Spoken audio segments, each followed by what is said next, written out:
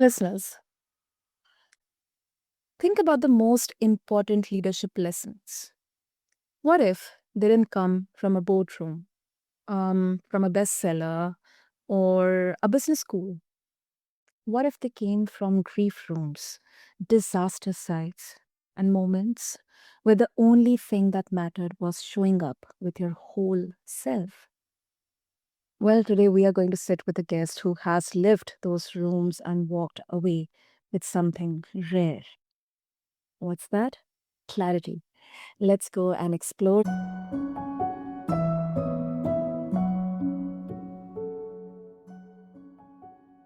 So, welcome back, dear listeners, to Healthy Mind, Healthy Life. I am Sana, your host. And yes, this is the show where we have honest conversations about what it really takes to live well and lead well.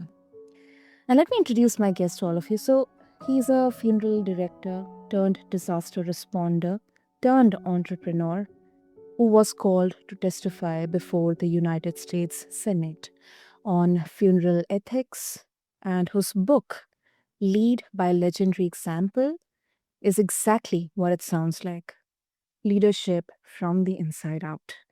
So, Jay, listeners, let's welcome our guest, Jay Jacobson. Jay, welcome to the show, and I'm really honored having you here. Sana, it's an honor to be with you. I am excited to spend the next half hour with you and share some insights. Absolutely. Now, I kind of intuitively, not intuitively, but I personally feel half an hour is not sufficient enough. But still, let's try to extract as much as possible. And Jay, starting with your journey before we get into the big ideas.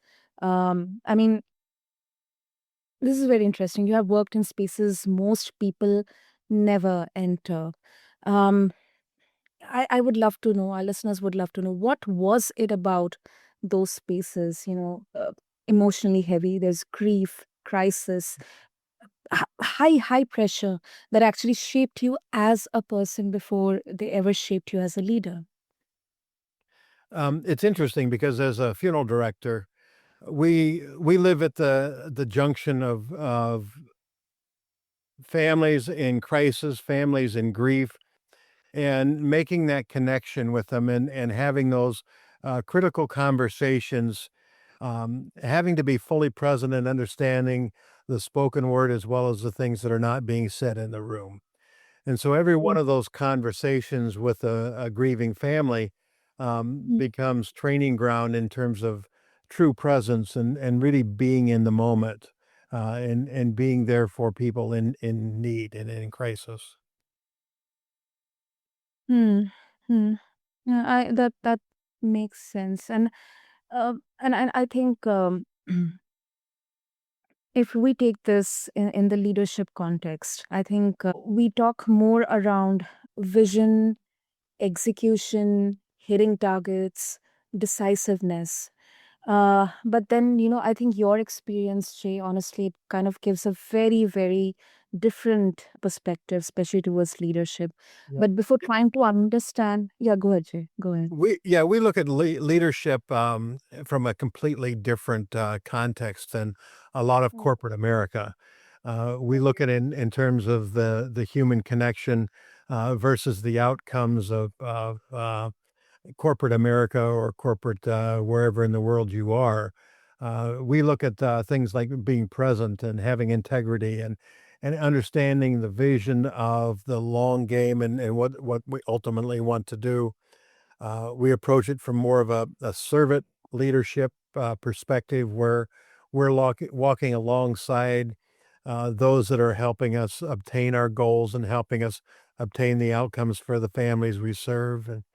And we're constantly in a need to adapt to what the situation is changing, almost moment by moment. And our lives center a great deal around the phone, and a simple phone call can change everything in just a matter of moments, from what we had planned for the day to what's necessary for the day.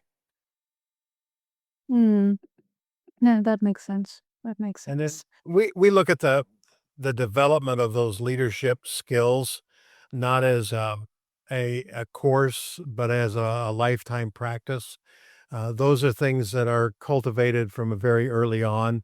My first memories are being a paper boy delivering the newspaper early every morning, and the dependability that required, and being up every morning, being ready, getting that paper out Yeah. before people had their morning coffee, then getting back and being able to transition and go to school. Uh, those were the earliest lessons that I had in leadership. And then we take that a little bit further that, not only did we deliver the paper in the morning, but then on Thursday evenings, we would have to go back and collect the fee for the subscription. And that process of having to physically meet with my clients, to talk with them, taught me a great deal about presence and being with people when they need to have someone to listen, just to be with them. A great deal of my clients were elderly, and Yeah. I'm to this day, I think a lot of the folks that subscribed to the newspaper didn't do it for the news. They did it because they knew every Thursday night someone would stop and visit them, and I might be the only visitor that they'd have all week. But I would take the time to spend a little bit of time with them. Uh, a lot of times it would be they would offer me a piece of pie or a game of cards or something else just to so I would spend a little more time with them and they wouldn't be as lonely.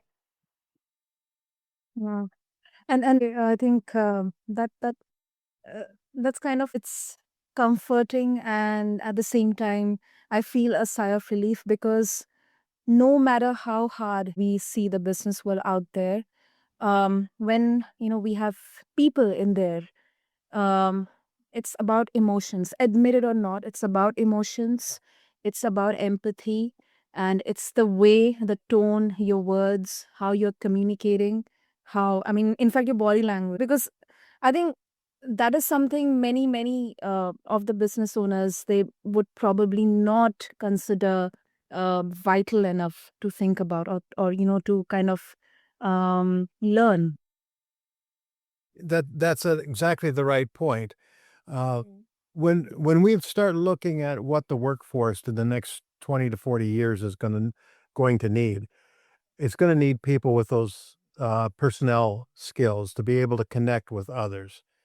And we're living in an age when with AI and with the internet, that knowledge is available to anyone. So we don't have to hire people for their ability for knowledge. We need to hire people for their ability to connect with others. And the greatest portion of those skills that people are learning happen between age 13 and 18, when they're looking at adults and trying to figure out their place in the world and trying to understand what it means to be an adult versus a child. That's when they start to learn to read the tone of voice. They learn to read the facial expressions. Learn uh, to read the body language behind what's being said. And now that's exactly the time when we hand these young people a cell phone. So now their world goes from watching adults to watching a tiny screen, and their communication is reduced down to text or emails.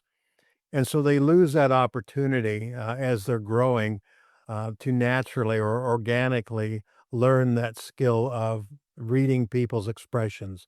Reading is what's not being said in the room as well as what is being said. Yeah. Yeah. That's powerful. And especially the one that the age uh the age range 13 to 18 kind of are the formative years when we get to learn about all of these special interacting, communicating. I think that is something I actually, honestly, I'll be very frank, Jay, I actually didn't know that, but it absolutely makes sense. Well, I've done a lot of research because I do a lot of training with new people into the workforce in our industry, and trying to help them understand how to connect with people. And in our profession, we only have about 3 minutes when we sit down with a family to make that connection. And if you don't have those skills to read the body language and the people skills it takes, then you're spending the rest of the time you're working with the grieving family trying to make that connection, and it never quite gels. But if we Mm. could teach these young people how to engage, how to really pay attention to what's going on, then they can be successful and they can understand the nonverbal communication as well as the verbal and the written communications they have to process. Absolutely. And Jay, let's also, I think this is such an important part, because you have spent time in some of the highest pressure environments imaginable, and I personally believe, Jay, sometimes these high pressure moments, they kind of become so much instrumental in shaping our character and the way we think, the way we uh, behave, or the way we react, the way we look at, especially these very sensitive moments. So I would love to know from you, like, it's not just about how you handle pressure, but how what you noticed was happening underneath it in the people around you. Like, what are the deeper patterns that show up in leaders when things are getting actually hard? Well, imagine you're 28 years old, Mm, you're working at a funeral home, you're toward the end of the day, and the phone rings, and you pick up that phone, mm, and it's your home office, and they're telling you that they were just contacted by an airline company that, an airline is about to crash near your, city, and mhm, that they need you to be in a mindset and to be ready to go and to serve the people. There are about 300 people on board this aircraft, and you know that right now, those 300 people are alive, and very soon, in all likelihood, all 300 people are going to perish. Well, that's exactly what happened to me on a Tuesday afternoon. We were mm, just winding down for the day, and I take that phone call, and it changes everything.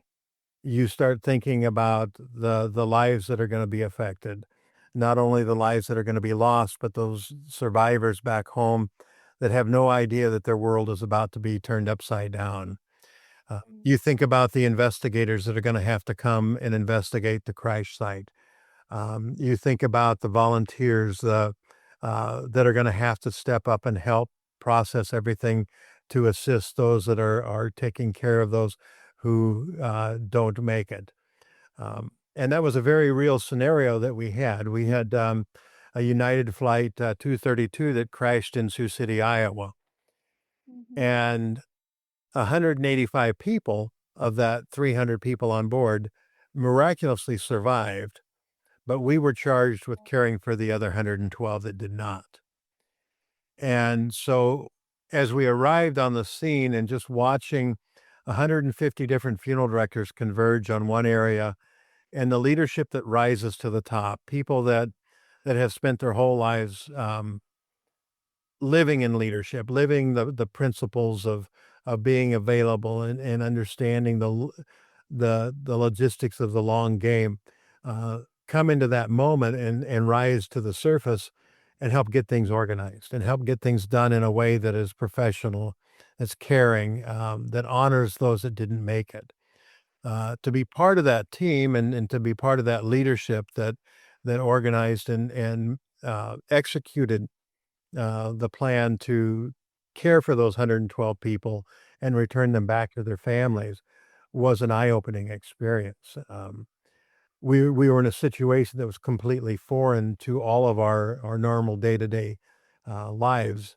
Normally, we have our own facilities. We have running water. We have equipment. We have all the supplies that we need.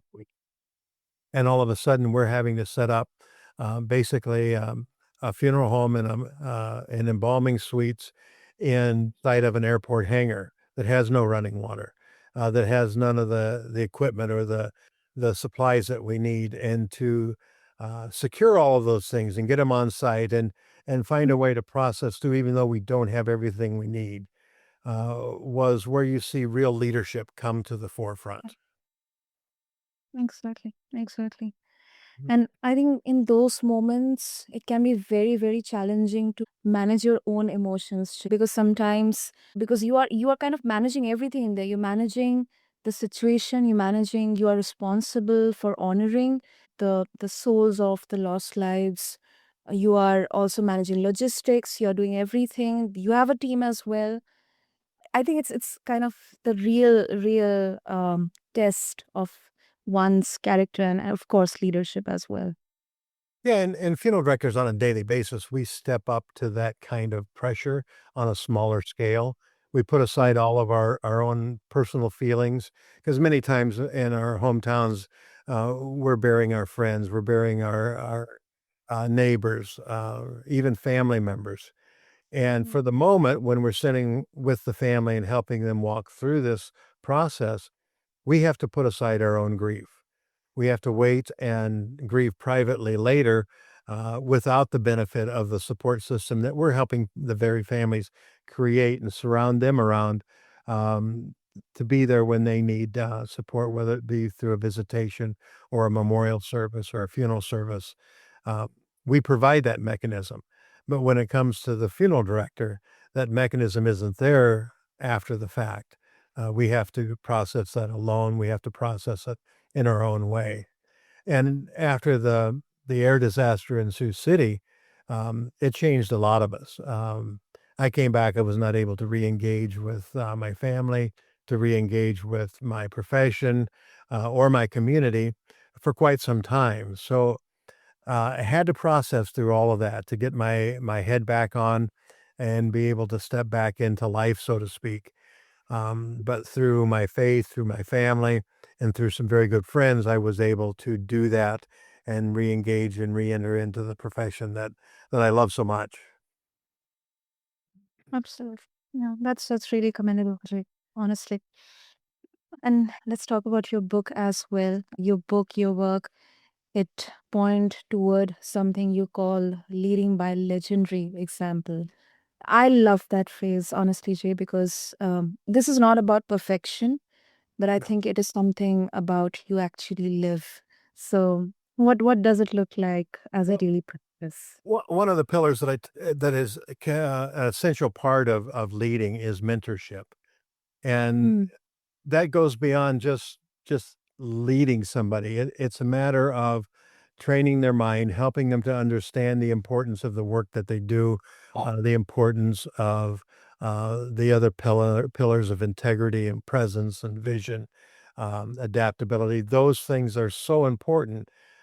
But if you only do it for yourself, if you only do it for the short time that you're engaged in actively leading people, you haven't built a legacy. It mm, takes a willingness to impart the wisdom, the knowledge, onto the next generation and to thoughtfully, curate that knowledge so that they become the leaders of tomorrow, and they're equipped with the skills that they need to be leadership legendary leaders themselves. Now the book itself, I never really sat down to write a book when I started it. It was born out of tragedy in itself, in the fact that nearly 2 years ago, my wife went in for a routine surgery that went terribly wrong. And from that time forward, over the next 18 months, we had um, 12 major surgeries, and they had to occur at a specialty hospital 3.5 hours from where we lived. So as the doctors are coming in and explaining what's going on and what the plan is, I started a document for my two daughters, shared documents so they would understand what the doctors are saying. They could be involved in some of the decision making. I started including in some of the rationale behind the decisions we were making and how we were making them. And um, as I got further and further into this document, it became more of a letter to my two grandsons, to help them understand what this kind of crisis decision making looks like, and the essence of the personality traits and the things that you need to have with practiced before you get to that point. And when I got all said and done, it became this book. I was able to get in front of a very good publisher who helped me structure it in such a way that it identified these 6 pillars. It identified how and walked through how we arrived at those pillars and the situations I was put into throughout my life that helped reinforce and help me teach or help me learn those principles. And when we got done, my publisher said, "No, I would like to talk to you about putting a workbook together that will allow teams to have a course of study that they can start building this kind of leadership themselves." And I told him, I said, "I'm willing to do that, but I don't want it to be a standalone book. I want it to be included as part of this book." So, and Okay. those who get this book will notice the first 2/3 of it are the stories, the situations that led up to the development of the pillars that we discuss, how those came to be. They're illustrated in ways that are in real life situations that were real life situations lived by me. And then the last third of it is that leadership guide to help you build your own strong teams within your own organizations. Hmm. No, and I believe that it's not about just doing more, but it's about doing what matters with more intention. And I really connected with what you mentioned to the publisher, that not just a standalone book of workbook, but it has to be included with this. And I think that's a very different kind of leadership overall. If I can talk, I think very different kind of leadership than most of us were taught. Yes, And mm, and healthy leaders have strong vision. They have a strong sense of, what their moral compass is, what mm, their values are, and healthy people are have the same, have a very good understanding of who they are, what's important to them, where their hard lines are, what things that they won't cross, what they want to achieve out of life. And that's part of what we help young people do is to help discover that. Help understand, who you are and where you want to go. If you understand that, you can make decisions that drive you toward that. If you have not established that, you're kind of r- driving down the road without GPS or without a map. It'll go right. wherever it takes you without purpose. Absolutely right. Beautiful, beautiful. Jay, so before we wrap up, if our listeners they would like to get a hold of your book and they would also like to connect with you, what is the best medium for that? Well, as far as the book, it's available on Amazon. It's also available on Apple. It's available in 2 formats, either in printed form or in audiobook. If they would like to reach out and learn more about me and my organization, they can visit my website, which is jacobsonprostaff.com, or they can seek me out on LinkedIn or Facebook. That's great. That's great. And listeners, yes, I'll have all the links mentioned in the show notes. And honestly, listeners, I think this was one of those conversations that doesn't let you off easy. And I think that's exactly what we needed today. And Jay, thank you so, so much I really mean it because, uh, yeah, I mean, this was a very kind of a unique and different conversation, especially when it comes to leadership. Well, thank you for hosting it. And yes, thank you, listeners, for being such a wonderful part of Healthy Mind, Healthy Life. If something Jay said stayed with you today, sit with it, share it with someone who needed to hear it. And yes, if you haven't yet, subscribe, follow us so you never, never, ever miss a conversation like this one. I'm your host, Sana, and take care of yourselves. We'll talk soon.